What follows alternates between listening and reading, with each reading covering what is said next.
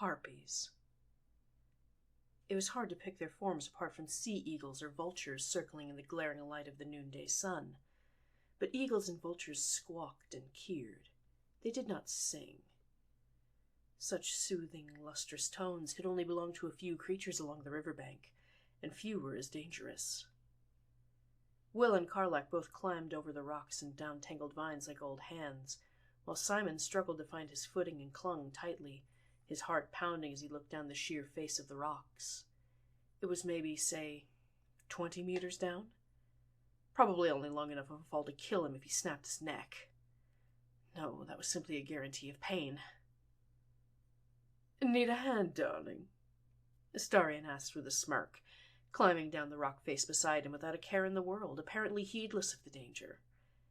Simon couldn't help but notice how claw-like his fingernails seemed in that moment, the almost impossible footholds he was finding purchase with, the way the breeze caught his curls. "I'm not some damsel in distress," Simon replied, though his pouting begged to differ. "No, but you're also only a foot from the landing, and you're holding onto that vine like it owes you money." Simon peeked down to where Astarion stood, the gleeful glimmer back in his crimson eyes as he beckoned him down with all the energy and expectation of one calling to a cat to come out of a tree. "Do you need me to come up and get you?" "I can do it," Simon whined, wincing a bit as he realized how much he sounded like a child in that moment. "Let's just do it," he told himself, wrenching one hand free from the vine and then the other as he dropped the last foot of his descent. Or that section of it, anyway. "Good. One ledge down, only gods know how many to go." "Let's hurry, we're losing ground." "I'm waiting on you, darling." Astarion grinned, sauntering away. Simon was certain he'd never heard a harpy's song before. There weren't harpy nests near Fontdale, and certainly not near Silver Spring. He'd always wondered a bit about it. Perhaps he could offer coin in exchange for a passing bard in their party to seek out and copy the song of a harpy for him to enjoy without the threat of tooth and claw. He knew the legends, that the voices of harpies were unearthly beauty, matched only by the wickedness of the creatures that bore them. He hadn't expected this. He hadn't expected to hear strains of one of his favorite childhood hymns drifting into his ears. Had some White Lily forebearer already learned the melody? Why had it been so many years since he'd heard it? The harmonies were woven so deftly, and the way the sun glittered on the surface of the river seemed to accentuate the warmth of the familiar old tune so well. He hummed a few notes. He'd been a boy soprano the last time he'd sung it. There was no way he still had those notes. Oh, but there was an opening in the harmony for a tenor. That he could do. The words felt like milk and honey on his tongue, warming him like brandy by the fire in his bedchambers with a well-loved old book. The heavenly ring of that chorus smoothed away the apprehension he'd felt earlier, looking down the sheer rock faces, wrapped around him like silken robes, and ran a knowing, loving hand down his back, brushing away the uncertainty as long as he just sang, as long as he just went to join them. "Simon!" Simon was jolted from his reverie, yanked back from the precipice by Astarion, worry sharp in his ruby-bright eyes. What just happened?" Simon asked, blinking the haze of enchantment from his eyes. Astarion drew a breath, only to let it out in his usual titter of laughter. "I thought you said you weren't a damsel in distress," Astarion teased, though there was a bit of relief in his tone. "There are better ways to get to the water's edge. Let's go." There was a disturbance at the shoreline that quickly came into focus as they approached, and Simon's stomach sank like a stone at the sight. 3 little forms, wading out into the river as they sang along with the harpy's song, their melodies growing clumsy and the lyrics garbled as the waters of the Chionthar began to lap at their lips. Will pushed against the current as hard as he could, wading toward the child at the front, a girl with short horns and a mess of red hair, and heaved her up out of the current, threatening to sweep her out to the rocks where the harpies circled. "We need cotton and wax for our ears," he shouted desperately, groping for the back of another child's vest as the boy mindlessly pushed out into the waters. "Or a counter-charm to their song, something!" Counter-charm, counter-charm, Simon repeated under his breath, his mind racing through what he might be able to use. Enchantment was the opposed school to divination. It was his weakest field. Shit! There was a satisfying cranking sound, followed by the stern thrum of Karlak's heavy crossbow firing. Among the chords, a snarling cry of distress went up, but still remarkably in the right key, not enough to break the charm, although the harpy's flight was significantly hampered, it seemed. Worse yet, the sound of the loading crank slowed, and after a moment, Karlak, too, began singing out in a vibrant, determined voice, her hands and feet moving to begin climbing down. Shit! Simon turned his thoughts instead to the tips of his fingers, pulling the weave like bowstrings and gathering his pale jade expression into those freshly manifested knocking points. He carefully whittled the weave into a form like another bone at the end of each of his long fingers with his incantation before firing each osteel missile at a different target. The sickly green streaks shot through the air, lancing into each harpy simultaneously. For a moment, the harmony wavered. Karlak paused in climbing down the rock face. The children stopped wading into the river, but only for a moment, before the largest of the harpies boldly sang the melody, as if disguising the momentary break as a stylistic choice in front of an audience. "You rotten bastard!" one harpy cried in sweet Elvish as another of their number plummeted from the sky, crashing into the river and floating away, still, lifeless. The chorus lacked a voice now, but still carried on. "I'll rip your fucking throat out, you son of a bitch!" she sang, vicious claws extended toward Simon. He braced himself on the rocks, but was no match for the impact of 10 stone worth of hungry monster, knocking him to the ground and shrieking, claws raised for another blow. "Tutamen!" he cried, raising his hands in a protective sign to shield his face. He felt the weave draw around him like a cloak and could swear he saw sparks fly as the harpy scrabbled fruitlessly against his aegis, hissing and spitting in frustration. Steel flashed in the noonday sun as Astarion's blade plunged into the harpy's side, followed by his dagger. A spray of blood splattered across Simon's face as the harpy reeled back and took to the air again, struggling to return to the rocky pillars where the choir had made their nest, her feathers ruffling in pain and agitation. "We've got to stop this singing," Simon said, struggling back to his feet. "Interrupt them and the charm is broken."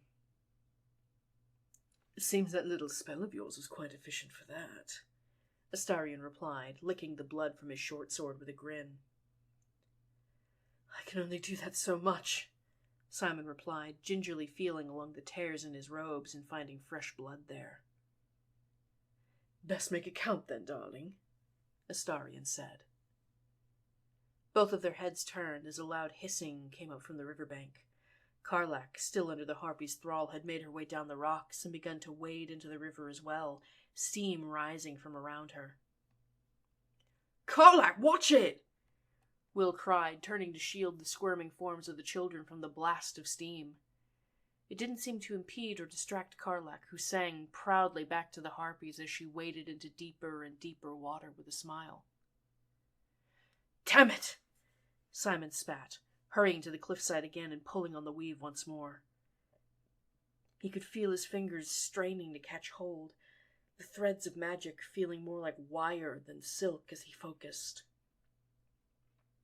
One for each again, or focus on one voice. The wounded harpy on the rocks took to the air once more and swooped for Karlak, and Simon found the decision made for him.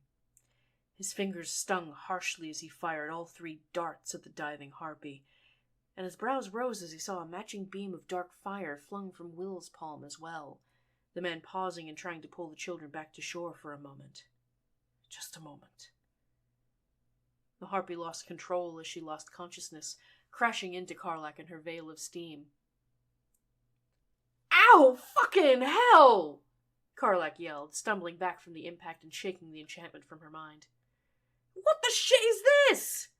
she cried, wading back to shore and hissing slightly at where her scalded skin was rubbed by her leathers. "These bitches trying to drown me!"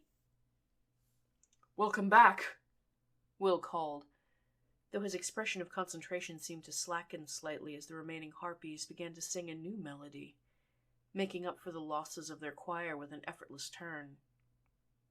His grip loosened on the children, and slowly he began to sing as well, though he'd never heard such a song before. "Pick one," Simon called from his perch on the cliff. "Pick one and we'll end her first." "I vote that one," Karlak smirked, pointing at the largest harpy still clinging to the rocks nearby. She took a few steps back before charging forward, the engine in her chest blazing bright as she roared in rage, her muscles tensing and a belch of fire erupting from her exhaust lines as she leaped, axe in hand and burning gaze focused on the harpy on the rocks. It was a long jump, but she reckoned she could make it, with a little luck on her side. She reckoned it after the jump, of course, but she reckoned it nonetheless. Simon glanced to Astarion to confirm their new chosen target, but froze at the expression he saw on Astarion's face, a mixture of fear and hope, his lips barely moving and harmonizing with a whisper as the enchantment finally began to take hold, his ruby eyes glazing over with the charm and his feet carrying him toward the cliff edge. "Astarion!" Simon cried, grabbing for his shoulder, his arm looping his fingers into his belt and trying to heave him back. His body protested the thought of more magic.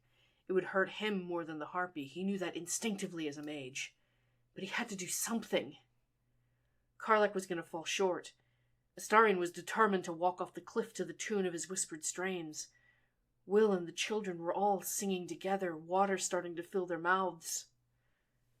The calculations and angles and sums ran and ran and ran in his head at a rapid pace, beneath the twitching of the worm and the soft whisper that if nothing was done, all would be lost. He knew that. He bloody knew it. He could see dozens of possible futures, full of dead children, of Astarion's body broken on the rocks below, but still croaking out that song as the harpies plucked at his soft flesh, of Karlak boiling, of all these things happening at once, the probabilities of each future adjusting with each millisecond, increasing. "Oh Lord, show me the way." His hand was guided almost by instinct, running along the microcurvatures of space-time toward one of the three nexes whose states were in flux, vibrating towards him. There was one future with good odds. Very good odds if he put his thumb on the scale. It wouldn't even burn him badly to just touch those threads of fate to each other, twist them into one, to pull the space between Karlak's feet and the rocky ledge ever so slightly closer. He wasn't commanding the weave, after all, just folding it a bit, suggesting a form for fate to follow.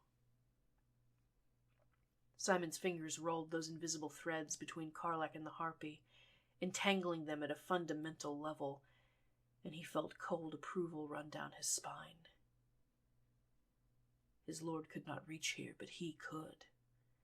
Simon was his holy instrument. He divined his will from the space between the stars.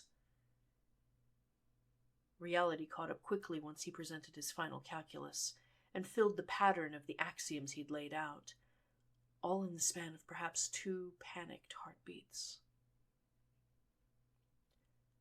Karlak's feet crunched onto the rock, and her axe recklessly swung down onto the harpy, her battle cry drowning out the song for a moment, before the harpy's voice screamed along with her, the melody well and truly lost. Simon felt Astarion's body stiffen as he threw off the charm, and he released his grasp on the vampire. Astarion dropped his blades and drew his bow in a smooth motion, firing into the open, wailing mouth of the harpy and silencing her permanently. His expression, Simon noted, was one of disgust and fear. Shouts and screams went up from the river as the children came back to their senses, struggling and flailing in the water as they realized they were drowning. "Hang on, I've got you!" Will cried, seizing a boy by his vest and dragging his head back above the waterline. The other two flailed and screamed, clinging to Will as tightly as they could, their thrashing and flailing slowly dragging him off balance, the current pushing him back toward the rocks. A dark shape moved into view of his good eye, claws extended toward the smallest child of the bunch, the easiest to snatch. "Ardere!" Will shouted, aiming his open hand toward the harpy in a surprisingly inelegant casting gesture. 3 searing rays of fire shot from his palm, 2 of them striking true and knocking the harpy from the air, her burning form crashing into the river a few short feet away, earning more terrified shrieks from the children. "Come on, this way! Don't get too close, mind!" Carlac called, the boiling water around her cooling her engine down as she waded back to shore. Simon and Astarion climbed down to the riverbank as well, Astarion sliding down the rock face and landing with cat-like grace, while Simon slowly slipped from one rock to the next, leaving small pools of blood as he moved. "It gets shallow right around here. Everyone breathing?" Carlac asked. "I think so," Will called back, the screams of 3 young tieflings making it difficult to communicate. "Come on, let's get out of the water, yeah?" "Where's Margot?" the red-haired girl asked, lip trembling as she looked around wildly. "No, Margot's dead!" The smallest child screamed, bawling uncontrollably. "Oh dear, no. Who's Margot?" Simon asked as he kneeled next to the soaked, bleeding, crying children in the sand, Will and Carlac quick to join him to offer comfort. He noticed Astarion stood a ways back, visibly uncomfortable with a bunch of screaming kids. Or possibly, Simon reasoned, worried about his ability to control himself around so much blood. "Our dog," the young boy sniffed. "Best dog there ever was. She could sniff out anything. Mole's gonna be so mad," he whimpered, wiping his nose on his already wet sleeve. "And who's Mole?" Will asked, holding the smallest child in his lap as he surreptitiously checked her for claw wounds. "The boss," the boy said. "We've got to tell her what happened." "You lot aren't going anywhere till you're all stitched up," Carlac said. "Save reporting to whoever for after you're all patched. You're too young to have bosses anyhow," Carlac said, though she grinned, trying to lighten the mood. "Will, Carlac, why don't the 2 of you take the children up to Shadowheart to get them on the mend? See if that nice bard can help out as well. And if there's anyone you need us to speak with, just tell me and I'll bring them word." Simon smiled down to the children. "I swear on my family's honor." The young boy, Murkun, pointed them toward a rather small tunnel in the rocks leading to what he termed the secret hideout. For dogs and children, it was a convenient passageway in and out of the caves where the refugees were sheltering, but to grown men and women it was considerably tighter squeeze. Especially for Carlac, who barely made it through, but still seemed to be having the time of her life wriggling through the tunnel. "Guess I should watch my figure, eh?" she laughed, standing up and brushing herself off. "And what do you think you're doing, barging in here?" a scrappy young tiefling girl asked, glaring up with her one good eye. "Murkun sent us to see the dragon's lair," Simon said, whispering conspiratorially. "Did he now? Don't reckon he remembered to tell you that's the password for the front door. The back door password is piss off." Simon's brows shot up, taken aback by the language coming from this child.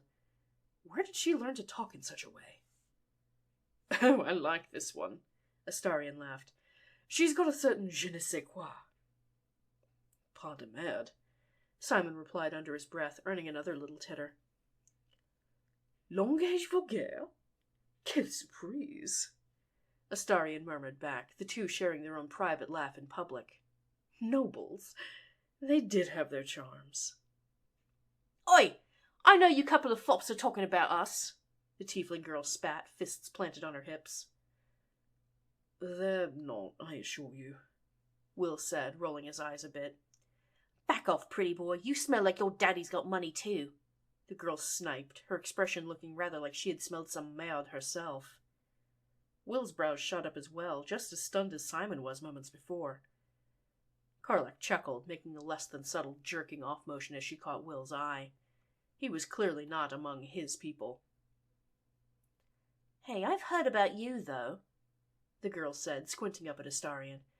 You caught one of mine nicking gold out of someone's pockets, then nicked the rest right after. She grinned. Guilty as charged, Astarion smirked. Yeah, Mattis said you were a shock to the system. Name's Moll. I run things around here, she said, holding her hand out to shake. Astarion, he replied, giving her a firm shake, along with what seemed a bit of unnecessary flourish. Likewise. Hang on, who put you in charge? Karlach laughed. Well, someone has to take command of things around here, he said, primping and adjusting his sleeves.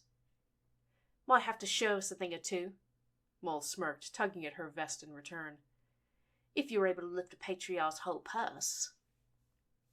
200 years of experience is hard to condense, darling, but you might want to start them working on escapes. You'd also be shocked what you can get away with in a nice suit of clothes, he smirked. After all, the biggest swindlers dress in silks, don't they? Whose side are you on here, Astarion? Simon asked, crossing his arms in a bit of a playful huff. What? You can't say it's not true. Besides, I've had my expertise called upon twice now today. I'm enjoying myself. Point's well taken, mister. Needless to say, Finesse is going to have to work a little harder to live up to her namesake. Moll smirked, crossing her arms. Oh, as for you, we heard what you did for Arabella. You might be a patriarch, but you're all right in my book, she said, finally addressing Simon again. Glad to hear it, Miss Moll.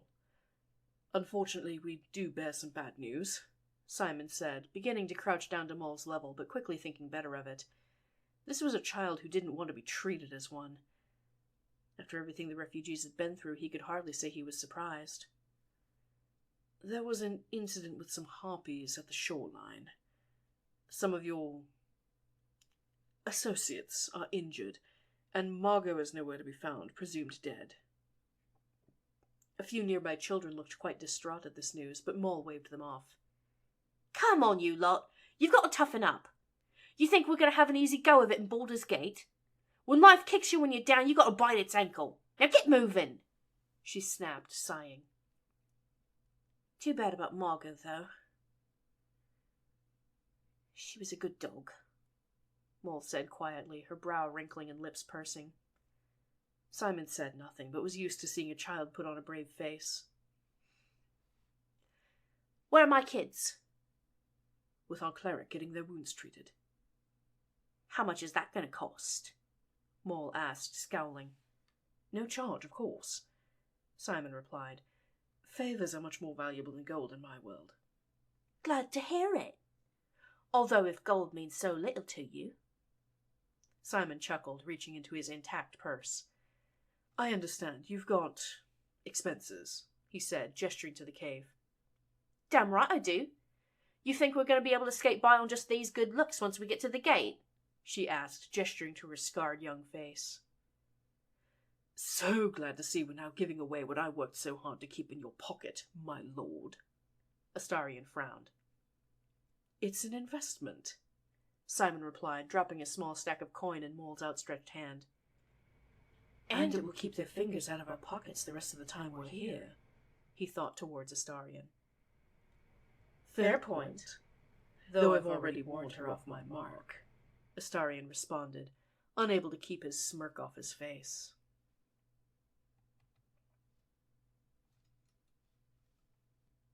Good gods, Zevlor said, his brows rising. You all look like you've been through the ringer. Indeed, we took the long way around coming here. Simon sighed, his robes still bloodied and the back of his head still aching from where he struck the stone. Nevertheless, We're here on something of a diplomatic mission, to present Korga's terms, he said, straightening up. You look like you've been practicing Rashemi diplomacy, Zevlor said, gesturing to everyone's wet, blood-stained clothing and many bruises. Rashemaria очень хорошо в двух вещах, Simon began in Rashemi with a bit of a cheeky grin, although I know the second half of that phrase does not include diplomacy. Well, at least one of us can be in good spirits, Zevlor sighed. I presume her stance hasn't changed. Simon bit his lip, considering his words. Given what I saw when first speaking with her, I'd say her stance has changed. But not the outcome, he replied. We defused the situation with the girl who attempted to steal the druid's idol. She's been returned safely to her parents. However, it currently seems that's as lenient as Korga is willing to be.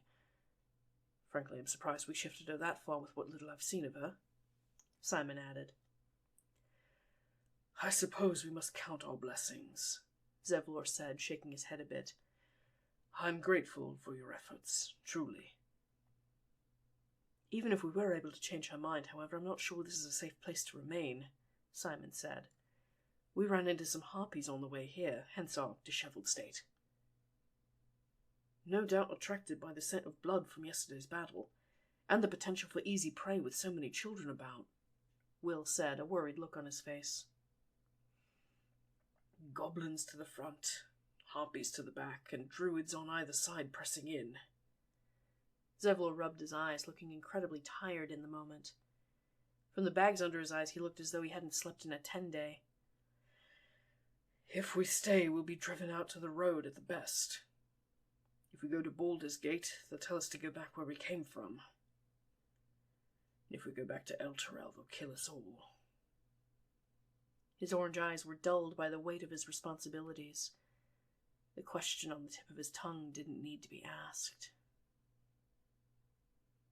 Simon folded his hands again, the closest thing to a nervous tic he was permitted to have, and began to run the numbers. They didn't look good for any route. Zevlor's analysis of the situation at present seemed quite accurate, but the odds were still highest if they traveled the high road. And if Simon and the others assisted, as Korga had suggested, the numbers climbed. He calmly sifted through tens of thousands of future permutations of events, some more statistically significant, like wind and rain conditions, illness in the livestock, monster attacks on the road, and some less so, like the myriad options for which undershirts each refugee might choose to wear each day, dragon attacks, the likelihood of Thayan necromancers deciding to strike, dragon attacks, being struck by lightning while being bitten by a cobra, dragon attacks. Why did dragons keep turning up in the numbers? No matter how much he tried to adjust for something so outlandish, red dragons kept appearing in the calculus. Githyanki. That was the best possible explanation. But he would need to gather some more data first. Best not to panic Zevlor and the others. Your chances are still best heading for the city, Simon began, doing his best to keep his face neutral. But with the current risks on the road, it is treacherous.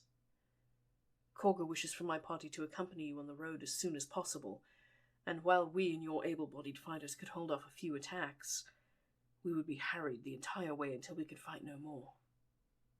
We would all be dead in a 10-day. I fear that's what Korga hopes for, Zevlor sighed. Otherwise she wouldn't try to shut the door behind us. Well, if goblins and gnolls jump you on the road, it won't be a big mystery for them to track a huge caravan of refugees back to their starting point, Karlak said, crossing her arms. The wagon tracks alone would be like following a treasure map. And I don't think some bleeding vines are going to stop a bunch of goblins from lighting a few fires and burning this place to the ground. Between you, me, and the bedpost, she does seem a bit short-sighted. On top of cold-hearted. Her predecessor, Halcyon, opened the doors for us, offered us shelter and compassion. If we could only find him, we might have time to properly prepare for the journey. even help clear the road. Although there's an army out there waiting. Like I said, Astarion offered, if Korga suffered some sort of accident in this dangerous place. Astarion mused aloud. Astarion, we're not assassinating a leader, Will stated flatly. Well, if we can't find Halsin... Oh, not you too, Simon. I'm not saying I condone such a plan, Simon stated. I would prefer to resolve the more immediate danger of the goblin encampment. If we can clear that out, then it will be smoother sailing for both of our groups. And it may reduce the pressure Korga feels. Though I doubt it, he added as an afterthought. I'm not sure that woman feels anything. I certainly can't condone an assassination either, Zevlor said, though a look of dawning comprehension came over him. Or maybe I can. There's some new leadership among the goblins, isn't there? Imposing discipline and taking control. If you were to take them out, whoever they are, the goblins would quickly scatter back to their usual rival bands. The road wouldn't be perfectly safe, but we would at least have a chance. Well, I don't particularly care who's getting gutted as long as I'm involved, Astarion laughed. Let's turn someone inside out.